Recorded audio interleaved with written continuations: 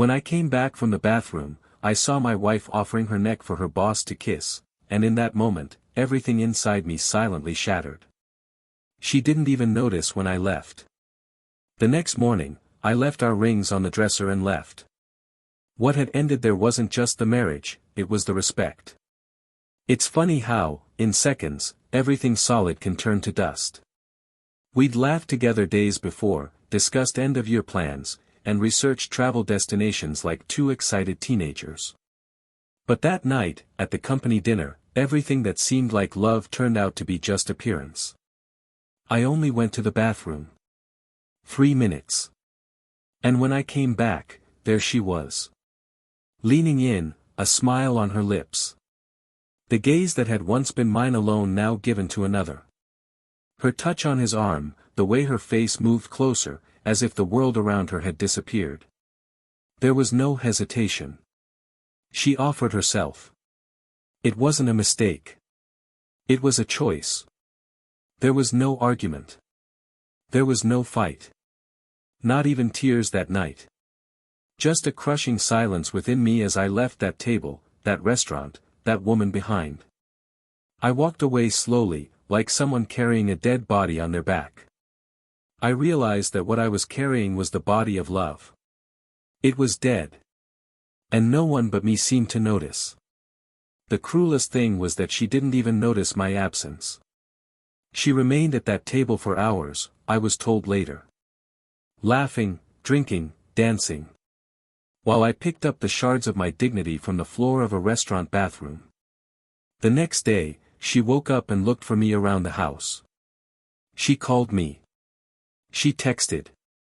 She called friends, she called my mother. All this before she noticed that on the dresser, among our picture frames and perfumes, were 2 rings. Hers and mine. She understood. Too late. You know, betrayal has a sound that isn't a scream. It's the sound of trust crumbling like concrete cracking from within. What hurt the most wasn't the kiss. It was everything the kiss symbolized. It was the fact that, while I saw her as a safe haven, she was there, making room for someone to take the place I so zealously held. And no, it wasn't just a fall. It wasn't a slip. It was an open door, a deliberate surrender. Her look was one of desire. It didn't start that night. It started with glances exchanged days before, deleted messages, long absences justified with half-baked excuses. I knew. I already suspected. But I didn't want to accept it. After I left, she tried to stay with him. Of course she did. After something beautiful is destroyed, we try to justify the mistake by creating a parallel story. But what she found wasn't the movie romance she imagined. The man who welcomed her neck with smiles in public didn't want her in silence, didn't want her Sundays, her pain, her fears. He wanted exactly what he got that night, a married woman who gave herself easily. Within a few weeks, she already knew that what she had lost wasn't just a relationship. She had lost a home. I didn't wait. I suffered, yes. I cried myself to sleep in the first few days. I opened the closets and smelled her clothes mixed with my despair. I washed dishes angrily. I emptied the bed little by little. I removed every memento, photo, letter, unhurriedly. But I rebuilt myself. A little each day. I started running. Then I started writing again. I found friends. I rediscovered who I was before being us. And it was in this process, unintentionally, that I met another person. It wasn't a change. It wasn't an escape. It was an encounter. Calmly, unhurriedly. She arrived with respect, with silence, with truth. And she listened to me. She respected me in the time of my pain.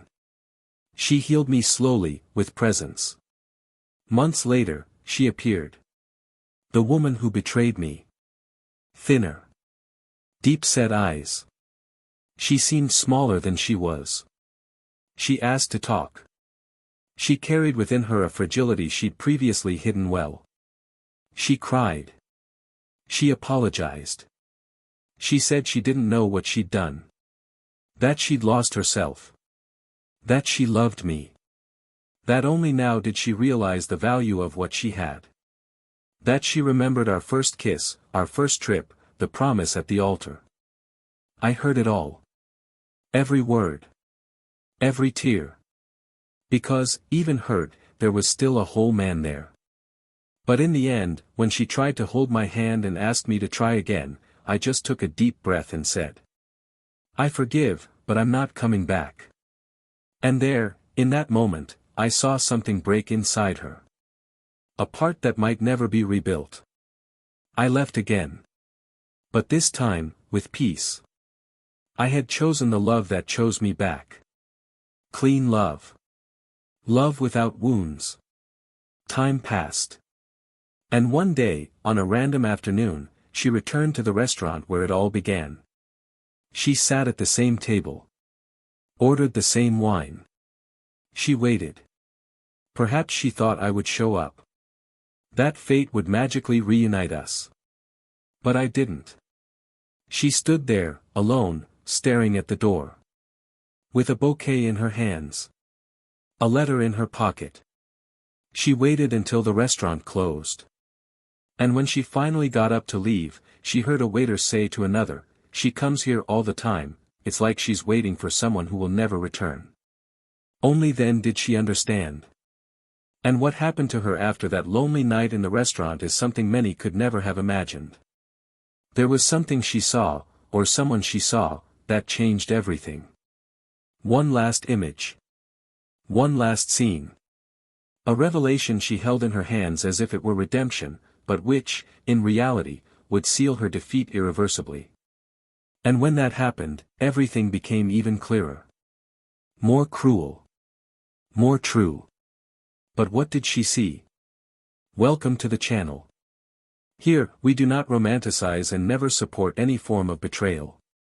The stories told are fictional, but inspired by real situations to show a simple and painful truth: cheating destroys lives, destroys homes, and worst of all, it destroys the trust that takes years to build.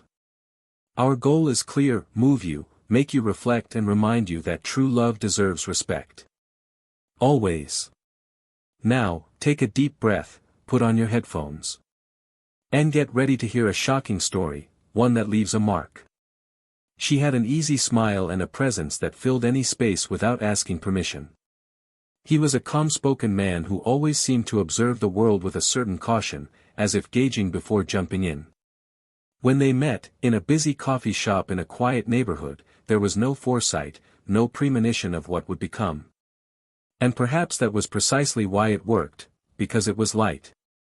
She apologized for bumping into his coffee, and he, laughing, said everything was fine, even with his stained shirt. They ended up sharing a table, exchanging names and stories too brief for the time they'd spent together. When they said goodbye, he felt a strange pang in his chest, as if something were beginning without warning. In the days that followed, he couldn't stop thinking about that moment, and she, even with a busy life, also found herself smiling to herself when she remembered his manner. Their subsequent encounters came naturally. First an invitation to dinner, then a walk in a nearby park, and soon they were sharing weekends, books, playlists, and little hobbies. He liked silence, she spoke passionately. He collected antique pens, she collected plants. They were different in many ways, but there was a mutual admiration that seemed to unite every point of contrast. He found it beautiful how she filled the room with such energy, how everyone seemed to want to be around her. She was enchanted by the way he listened, how he truly paid attention to every word, how his silence was not absence, but complete presence. Over time, their relationship took on the feel of permanence. Their courtship turned into a partnership, their days blended together, and when they decided to move in together, it felt like a natural continuation of what they were already building. The apartment they chose had wide windows and a view of the city. There, among simple furniture and many plants, they created a space just for themselves. They decorated calmly, hung pictures of memories, and created rituals, cooking together on Fridays, watching old movies on Sundays, competing to see who made the best coffee. It wasn't a perfect life, they sometimes argued over small things, but there was a mutual security, a silent certainty that they were in the same boat. Friends saw them as a solid couple. Those who faced everyday life together, who didn't need to post photos to prove it. The wedding came 2 years later, in an intimate ceremony in the countryside, surrounded by loved ones. She cried during the vows, he was speechless and just smiled through teary eyes. That night, as they danced beneath light strung between the trees, they promised each other that they would protect each other from the world, that love would be their shelter and their home. Months passed, and life settled into its familiar rhythm, work, commitments, bills to pay. But even in the routine, they found ways to reconnect. A note on the mirror, a surprise midweek, a massage at the end of a hard day. She began to advance in the company, took on a senior position, started working later, and traveled frequently.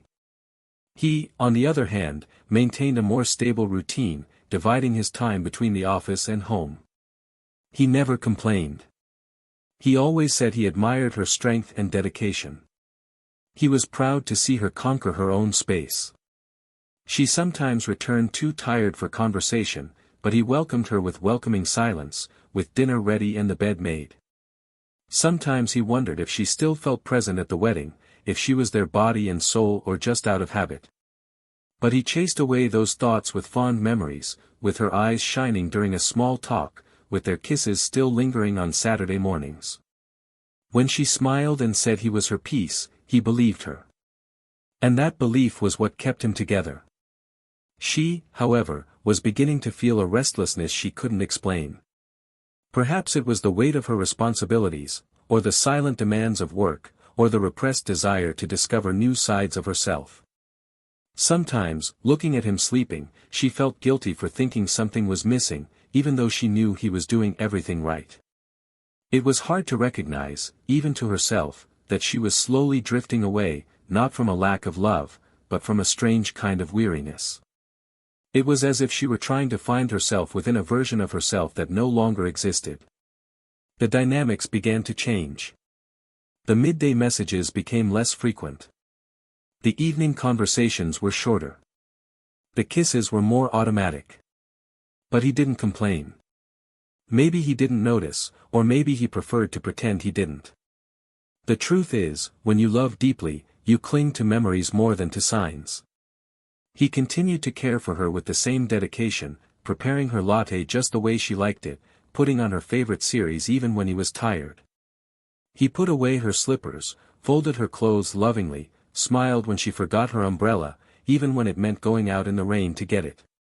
There was a constant tenderness in the way he treated her, a devotion that wasn't blind, but chosen every day.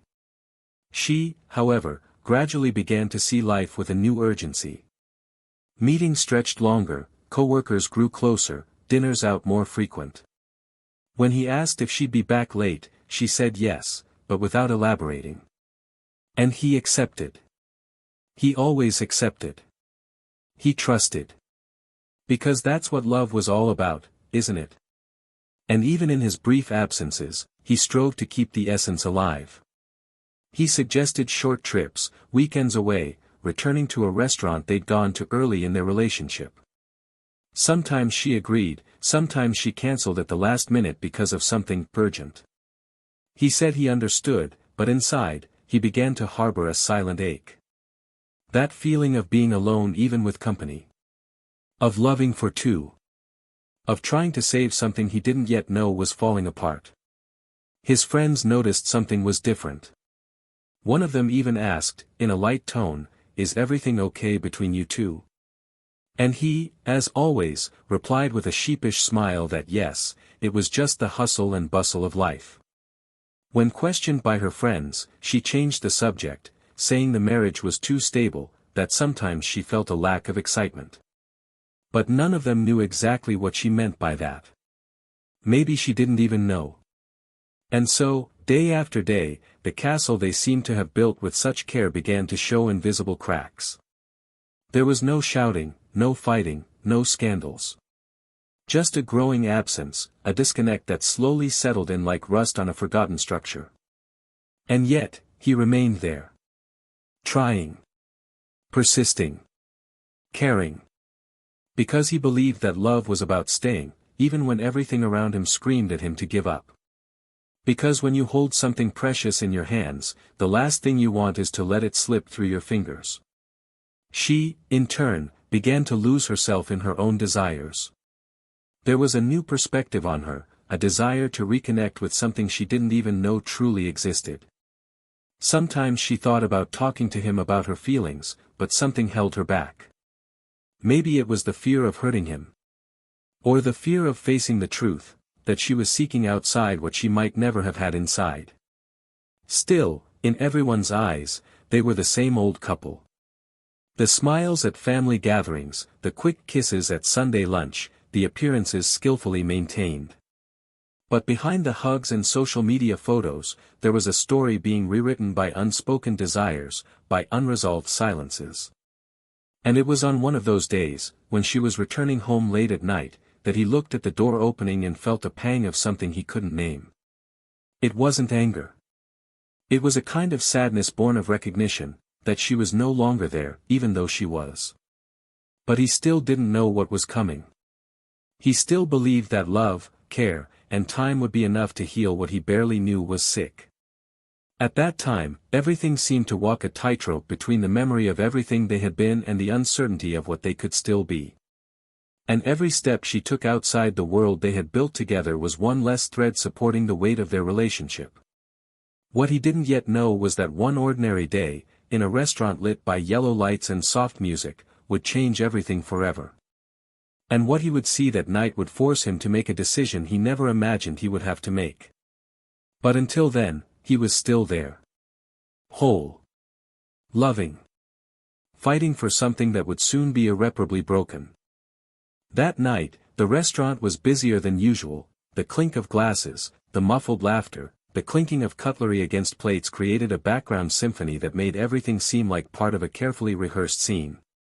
He observed the details around him with a certain slowness, as if time were deliberately stretching out just to give him a few more minutes of ignorance before the impact. The waiter approached, ordered a red wine, and smiled as if this dinner were just another one among many. But inside, he felt a slight discomfort, something instinctive, as if his body knew what his heart still didn't want to accept. When she got up from the table saying she was going to the bathroom, he merely nodded, but before she could move away completely, he pulled out his phone to reply to a message that had vibrated in his pocket. It was this movement that delayed him by exactly 50 seconds. As she got up to also go to the bathroom, passing around the side of the room, the world around her began to lose its sound.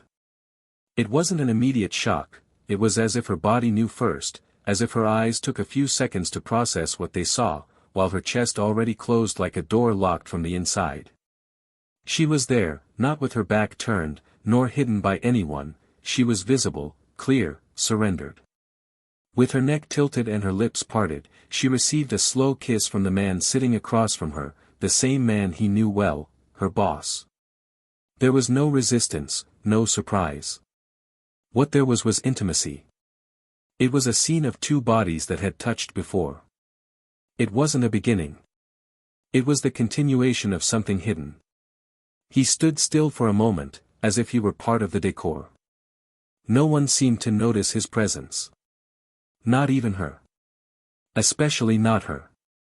She was immersed in it, as if that world were the only one that existed. And in that second, everything inside him shattered with cruel precision. He didn't scream. He didn't come closer. He didn't make a scene. He simply took a step back and left the restaurant like a ghost abandoning its own body. The cold of the night hit him like a punch in the stomach, but it was nothing compared to the emptiness that filled him inside. He got in his car and drove home, unable to remember the way. The sound of the engine was drowned out by a constant buzzing that grew in his head, a mixture of disbelief and devastation. The next morning, silence was her answer. She woke, looked around, and called out to him. She found the bed made. In the bedroom, on the dresser, the two rings lay side by side, as if bearing witness to the end. When she saw them, she felt an immediate weight on her chest. She tried calling, texting, running around the house looking for clues, anything that would explain his absence. But deep down, she knew. She knew exactly what he had seen. And she knew, in that moment, there was no going back. He didn't respond. Not that day. Nor the following days. He left without leaving an address. He was unreachable for weeks. It was as if he'd disappeared from view. She tried to understand what she had done. She searched for excuses. She tried to convince herself it hadn't been that serious. But each time she replayed the scene in her mind, the weight of guilt became more unbearable. Her boss, or the man with whom it all happened, distanced her with frightening speed. The tone of his messages changed, the meetings stopped happening, and he began to treat her like an inconvenience. When she tried to make conversation, he laughed disdainfully and said she was taking it too seriously, that it was just a diversion, an office distraction. She left that room breathless. Weeks turned into months. And little by little, she began to understand the full extent of her loss. The emptiness she felt wasn't just regret, it was the gaping hole of a real love exchanged for something disposable. She tried to move on, but nothing filled it. The nights seemed longer, her friends began to drift away. Even her own family, unaware of the details, sensed that something in her had faded. The brightness, the lightness, the self-assured woman, was now a shadow. Her cell phone in her hand, always waiting for a message that never came. Hope was a pain that hurt more than silence. A year later, she heard he was living in a different neighborhood, that he had started writing again, that he had begun a new phase in his life. And she learned, through a mutual friend, that he was with someone. It hit her differently. She didn't feel anger. She felt the crumbling of a last thread of hope. She couldn't imagine anyone else by his side. She knew him so well, knew his gestures, his rituals, his way of touching, his look. To think that someone else was now receiving this, it was unbearable. She decided to reach out to him. Not on impulse, but out of necessity. She needed to talk. To apologize. To tell him she regretted it. That it was all a mistake. She wanted to look him in the eye and tell him she'd give anything to get back together. She tried to contact him, but he didn't answer. She sent a message saying simply, "I need to talk to you. Just listen. Please." 2 days later, he replied with a location and a time. Her heart raced. She went to the agreed-upon meeting place with a mixture of hope and fear. When he arrived, he was different. Lighter. More whole. His gaze held the serenity she remembered, but now there was a distance that hurt. She tried to smile. He just nodded. They sat down. She tried to begin, but her voice faltered. When she finally managed, she spoke quickly, as if afraid of being interrupted. She said she'd made a mistake. That she'd lost herself. That she'd let herself be overcome by inner turmoil. That she'd never imagined he'd truly leave. That she thought he'd understand. That maybe he'd forgive. That she still loved him. He listened attentively. In silence. When she finished, he took a deep breath. He said it had taken him a long time to understand what he felt. That he cried night after night. That he felt lost. That he questioned everything. But one day, he understood that loving someone also means knowing how to let go when the love is no longer reciprocated. That he forgave, yes. That he kept only what had been good. And now, he loved again. Differently, but completely. And that there was no more room for what they had been. When she tried to hold his hand, he gently pulled away and added, "I forgive, but I'm not going back." Her eyes filled with tears. She wanted to protest. But she knew there was nothing more to say. He stood, gave her one last look, not of anger, but of compassion, and left. She stood there, hands in her lap, trying to understand how the love she thought was eternal was now just a memory. Days later, without knowing why, she decided to return to the restaurant where it all began.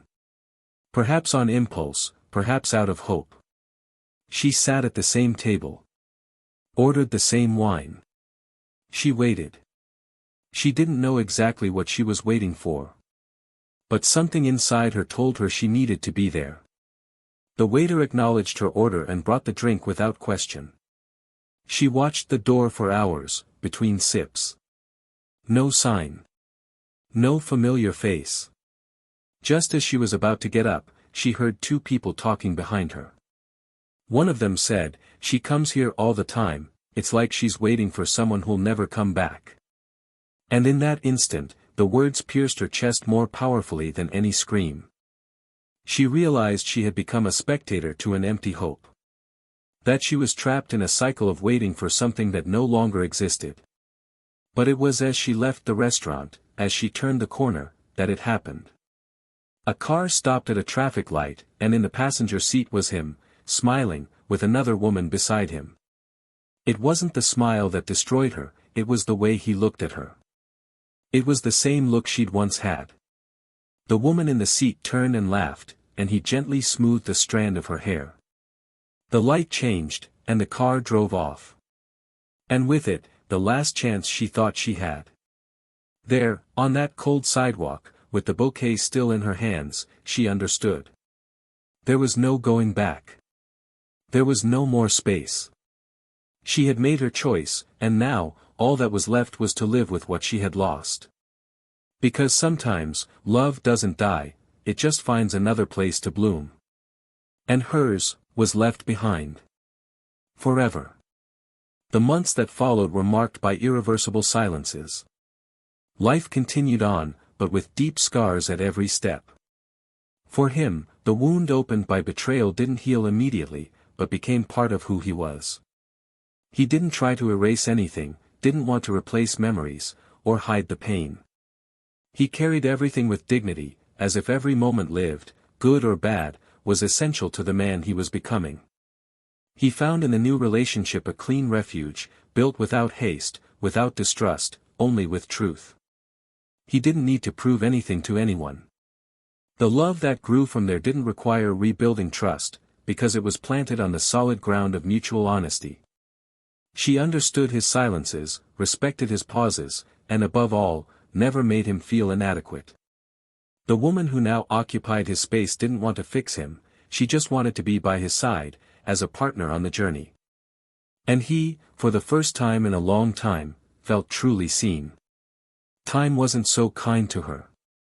There were times when she pretended to be okay, put on smiles, and tried to maintain an image of resilience. But alone, the nights were too long, and her thoughts weighed like lead. She tried to connect with others, sought distractions, immersed herself in work, but nothing filled the void she'd allowed to grow within her. The constant feeling was that she owed something she could never get back. The memory of his look when he said, "I forgive, but I'm not coming back," echoed back, more painful each time. It wasn't just about losing him, it was about knowing she'd lost him through her own fault. And more than that, it was about recognizing that no one else would ever look at her the way he did. Her closest friends noticed her distant gaze, her frequent absences, her forced smiles. Words no longer came lightly. She avoided the places they'd frequented together, deleted photos, but she couldn't erase the memory of his touch, the calm she felt at his side. The peace she'd previously found boring was now all she craved.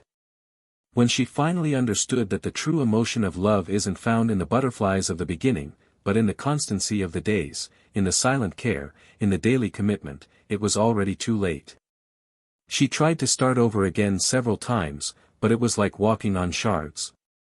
With each new step, she felt the pain of everything she'd broken. The man she'd crossed the line with never came back to her. When she tried to remember what attracted her to him, she felt ashamed of herself. She realized how small what she'd received had been compared to what she'd destroyed. Her boss went on with his life as if nothing had happened. He continued flirting, seducing, discarding.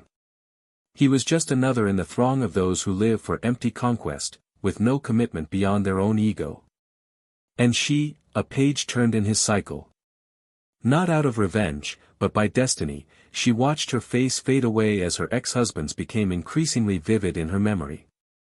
It was on an autumn afternoon, when the leaves covered the sidewalks in golden hues, that she saw him again. He was in a park, sitting on a bench, with his new companion at his side. She laughed at something he said. They were so connected that the world around them seemed non-existent. He looked at her with the same kind of tenderness that had once been hers. Only now, she watched from afar, a spectator of her own loss. She didn't approach. She simply stood there, as if observing something too sacred to be interrupted. She returned home with her eyes full and her chest empty. She slept with the certainty that this was the end of any hope she still insisted on keeping alive. The years passed. She didn't rebuild a marriage. She never experienced anything like what she had. He had brief, intense, and empty relationships. Life went on, but without the sparkle that once accompanied it. He, on the other hand, built a new story. Not identical, because loves don't repeat themselves. But true. They had children. Together, they created a home where respect was the foundation. He never forgot what he had experienced before, but he never allowed the past to contaminate the present. Pain taught him to be even more honest, more firm in his choices, more attentive to the signs. One day, he received a letter from her. Handwritten, in shaky handwriting. She said she didn't expect a reply, nor forgiveness, nor anything. She simply wanted to thank him. She said that, even after the destruction, she learned a lot from what they had experienced. And that she wished him happiness, truly. He read the letter with respect. He kept it in a box where he kept old mementos, not out of longing, but out of understanding of his own story. He never replied.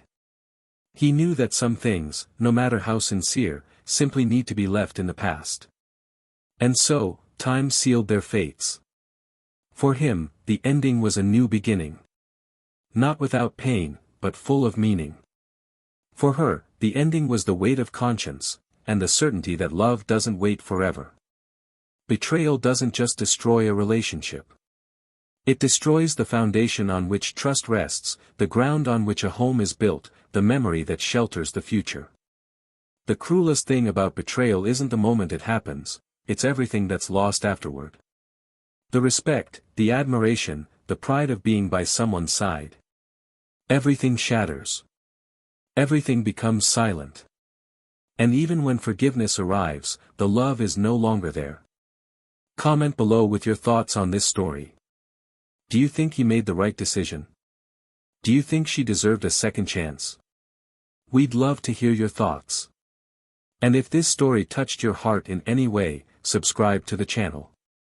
Here, each story is a lesson, a reflection on the deepest feelings that run through us. Remember, cheating doesn't just destroy a relationship.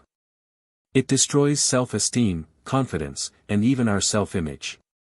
No momentary pleasure is worth the price of losing someone who truly loves you. This channel does not support any kind of betrayal.